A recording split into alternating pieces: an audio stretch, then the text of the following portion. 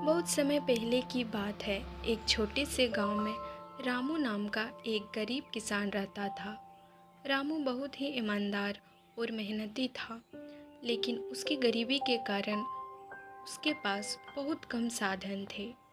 वह अपनी छोटी सी जमीन पर खेती करता और उसी से अपना गुजारा करता था। एक दिन रामू अपने खेत में हल चला रहा था कि अचानक उसे जमीन के अंदर कुछ कठोर चीज का एहसास हुआ। उसने जब जमीन को खोदा और देखा तो उसे एक बड़ा बर्तन मिला जो सोने से भरा हुआ था। रामू ने उस बर्तन को निकाला और देखा कि उसमें बहुत सारे सोने के सिक्के। रामू यह देखकर चौंक गया, लेकिन उसकी ईमानदारी ने उसे यह सोचने पर मजबूर कर दिया कि यह धन उसका नहीं है।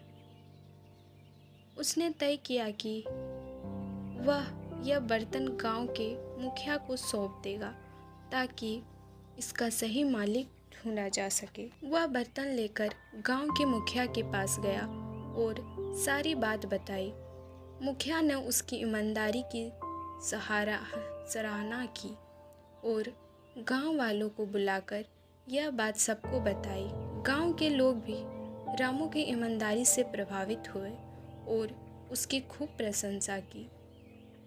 मुखिया ने कहा, रामू, तुमने अपनी ईमानदारी का परिचय देकर यह साबित कर दिया है कि इस गांव में आज भी सच्चे और ईमानदार लोग रहते हैं। मैं यह धन तुम्हें देता हूँ क्योंकि तुम्हारी ईमानदारी ही तुम्हारा सबसे बड़ा इनाम है। रामू ने विनम्रता से कहा, मुझे धन की कोई लालसा नहीं है। मैं अपने काम से खुश हूँ और ईमानदारी से जीना ही मेरी असली पूंजी है।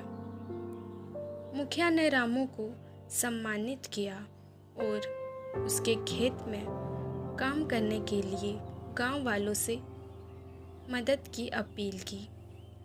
रामू की ईमानदारी का इनाम उसे उस दिन मिला जब पूरे गांव ने उसकी मदद की और उसकी ज़िंदगी को बेहतर बनाया। सीख: ईमानदारी सबसे बड़ा गुण है और इसका फल हमें हमेशा अच्छी ही मिलता है।